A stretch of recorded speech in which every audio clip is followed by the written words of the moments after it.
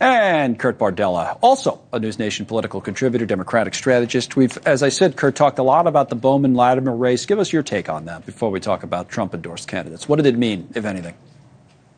You know, I think that it means the most important thing for a candidate running in any office in any district is to actually be aligned with your district, to not go, as we would call it, go Washington. I think that's a lot of what happened with Jamaal Bowman. I think if you talk to a lot of his colleagues here in Congress, they would tell you one of the reasons why he lost was that he had no goodwill with his own colleagues. He had alienated himself from so many members who could have helped him. And it's not just about the Middle East. It's about the fact that he voted against key Biden initiatives, including the bipartisan infrastructure bill. And that's something that was really hard for him to overcome in his district. A lot of the closing argument ads that ran against him in New York was about his opposition to the Biden infrastructure bill, not about the Middle East. That's interesting. Now, he pulled a fire alarm. Usually your work colleagues are not a big fan of you running around pull the fire alarm. So unless they want to get out of work, but that's another story.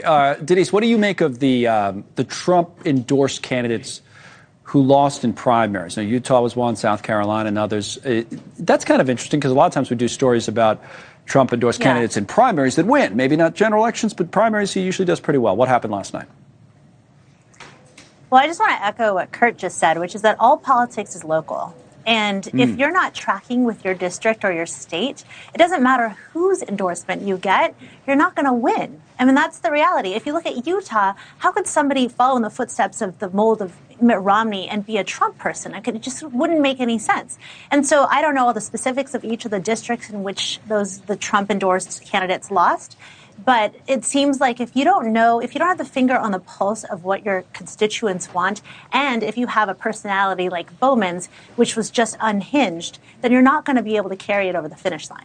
All right, let's talk about the debate for a few minutes because, that's all anyone's going to be talking about now, I'm sure, from here on out until tomorrow night. This is the way we'll do it a little bit differently. We talked about Hillary Clinton on the show yesterday. Today I'll use a different quote. This is a Wall Street Journal headline, How to Debate Trump and Biden According to People Who Actually Do It, or Did It. And the quote here is from Andrew Yang.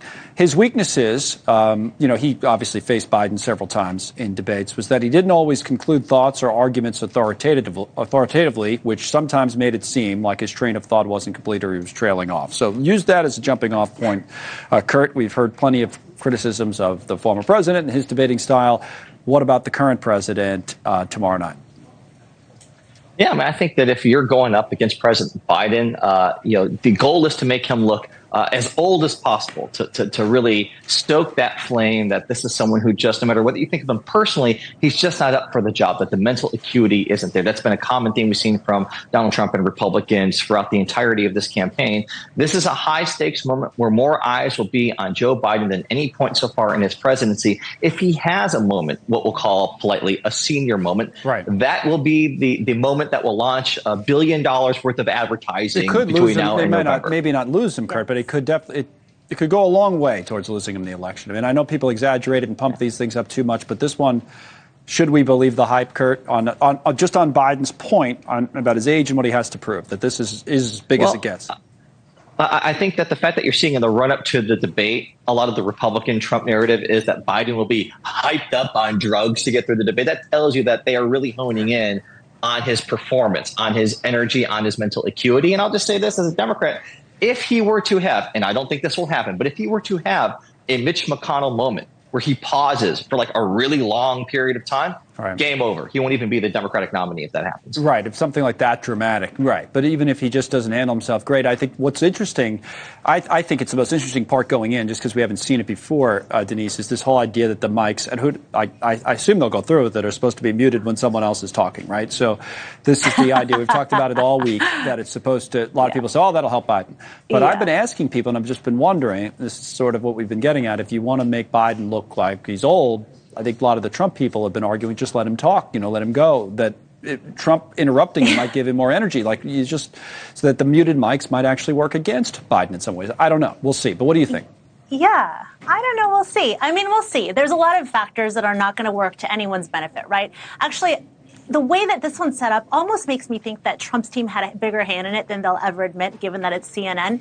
You know, the fact that there's no audience means that Trump's not going to feel like he's at a MAGA rally, which is, you know, maybe going to make him a little more reasonable in his responses, maybe a little less reactive. He loves that energy from the crowd, so not having that there might just keep him a little more on message. And then not having props, not having any notes, that's all going to work to Trump's advantage as well. I mean, you can't even keep him on talking points if you try with a teleprompter. True. So I honestly think that a lot of this is going to work to his benefit. And also, we're not going to hear the snarky little back and forth that really was what caused Trump to snatch defeat from the jaws of victory in his last efforts. It's kind of interesting. Sometimes we do that with our kids. You know, we reverse engineer things. You know, you can talk behind their back. You know, so you're basically saying that that's what the Trump people are doing that are managing him, are saying, well, don't tell him, but we'll get rid of the mic. It looks like it. And then because they're trying to protect him from his worst impulses, which could potentially, if Denise is right, from himself, right, be bad news for Biden. Kurt, I don't know. What do you think? I mean, that's what political operatives do, right? We try to protect our guy, our gal from themselves against their own, instincts. I mean, let's be honest. Anyone who's ever worked for a politician can tell you that for every great idea that a politician has, there are probably 9 or 10 boneheaded ones that come along with it. And our job is to try to stop that from happening. As a former press guy, I always joke that my biggest successes are the ones that you've never heard of. Yeah, it's probably true. I mean, and it's interesting if that's really what's going on here and how it plays out. Again, I don't know.